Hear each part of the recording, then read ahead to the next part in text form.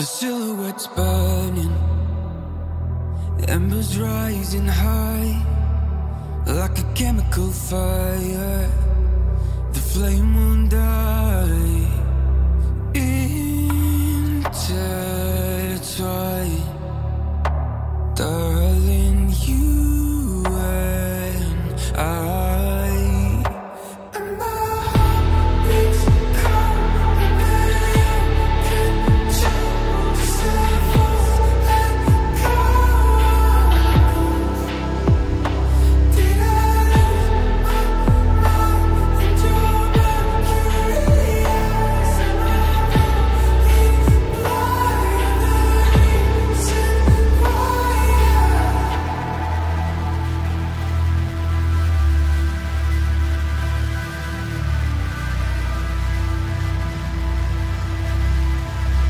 Barely scratching the surface.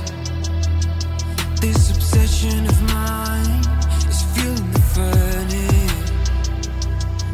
I'm up all night and we're intertwined. Darling, you and I. And my heart beats cold under your control.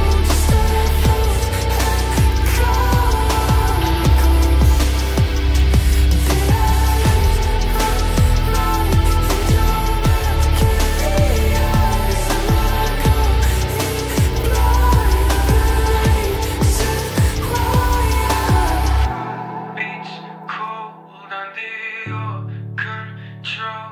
Just a false echo. I'm a ghost. Did I lose my mind in your mercury eyes? Am I going blind? You're the reason why. And my heart beats cold under your control. Just a false echo.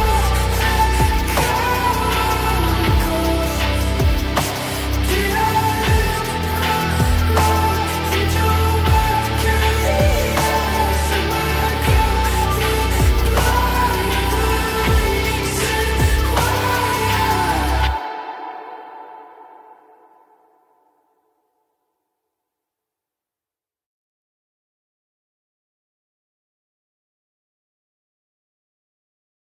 The reason why.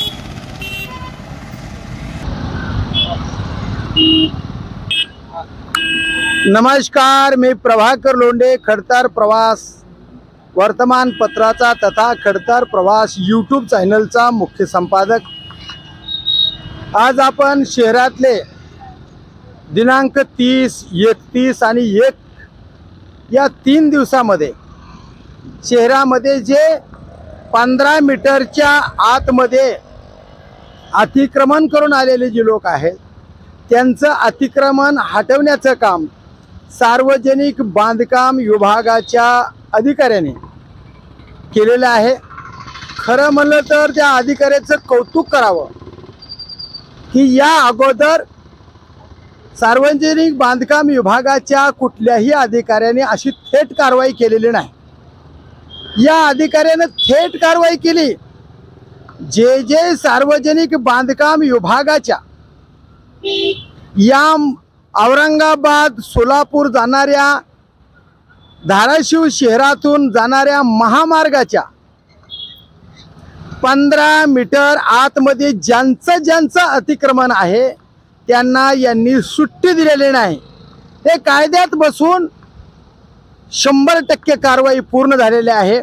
शहरातलं आत्ताचं वातावरण एवढं मोकळं झालं, लोकांना मोकळा श्वास मिळाला आणि सार्वजनिक बांधकाम विभागानं जो रोड तयार केला होता त्याच्या आजूबाजूचं पूर्ण वातावरण मोकळं झाले। एकदम चांगली सिटी उद्या झाल्याशिवाय राहणार नाही, कारण रोड चांगले, नाल्या चांगल्या, पाणी स्वच्छ, अशा पद्धतीनं आपलं शहर स्वच्छ शहर, धाराशिव शहर स्वच्छ शहर अशी परिस्थिती आता धाराशिव शहरामध्ये आहे। आता फक्त या सार्वजनिक बांधकाम विभागाच्या अधिकाऱ्यांनी 15 मीटर अंतरावर पुन्हा जर कोणी अतिक्रमण केलं तर त्याच्यासाठी काय बंदोबस्त केला आहे हे अजून कळत नाही. नगरपालिका शहरामध्ये अजून अतिक्रमण वाढू देणार का याकडे जनतेचं लक्ष आहे. आणि राहिलेले आता या 4 दिवसामध्ये जे अतिक्रमण काढलेले नाहीत आणि काढतो असा शब्द दिलाय त्या लोकांनी अद्याप अतिक्रमण काढलेले नाहीत. उर्वरित राहिलेले आणि याच 15 मीटर अंतराच्या आतमध्ये आलेले अतिक्रमण अजून किती दिवसात काढणार आहेत आणि पुन्हा अतिक्रमण काढल्यावर पुन्हा लोक त्याच जागेवर पुन्हा स्थान मांडून बसणार आहेत. त्याच्यासाठी काय कारवाई होणार आहे, त्यांना काय दंड केला जाणार आहे, त्याच्यावर कोणत्या कायद्या कलमानुसार कारवाई होणार का याकडे आता जिल्ह्याच्या सर्व नागरिकाचं लक्ष आहे. तर ही कारवाई अत्यंत चांगल्या पद्धतीनं झालेली आहे. या ज्या चौकात मी आहे हा चौक श्री महात्मा बसवेश्वर चौक आहे. सेंट्रल बिल्डिंगच्या समोरचा चौक आहे. या बाजूला किमान 50-60 फूट अंतर, पलीकडल्या बाजूला 50-60 फूट अंतर, शिवछत्रपती शिवाजी महाराजांच्या चौकातलं 50 ते 60 फूट अंतर, अण्णाभाऊ साठे चौकातलं 50 ते 60 फूट अंतर, या तिन्ही चौकामध्ये आता अत्यंत चांगला आणि मोकळा श्वास घेण्यासाठी आणि महामानवाच्या उद्या जयंत्या करण्यासाठी हे मैदान अत्यंत चांगल्या पद्धतीनं मोकळं झाले. आणि आता खरं म्हणलं तर ॲक्सिडेंट होण्याचं प्रमाण शहरातलं निश्चित कमी होणार. रहदारी चांगल्या पद्धतीनं सुरळीत चालू राहणार.